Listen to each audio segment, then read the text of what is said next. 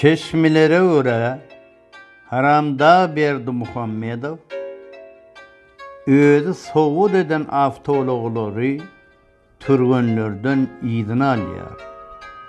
Beýleki halkların vekillerini ýigrenýänligine garamazdan inni Türkmenistan'dan Olimpiya oyunlarına gatnaşan milli ýygyny toporun 9 adamdan 3 türgeni Rus dilli milletden.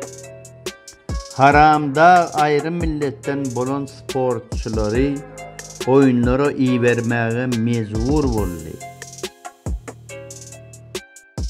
Sebebi başga gatnaşan adam ýok.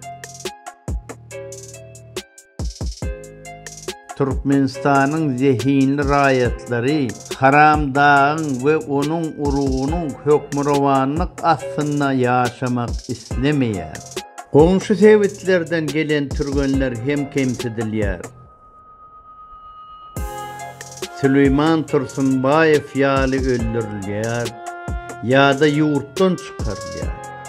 Olimpiya medalynyň eýesi, agyr atletikaçy Danyar Ismailov näme bolsa-da zihiniň hasabyna Olimpiya belentliklerine Türkiýe döwletiň baýdagyny parladyp şöhrada ýetdi.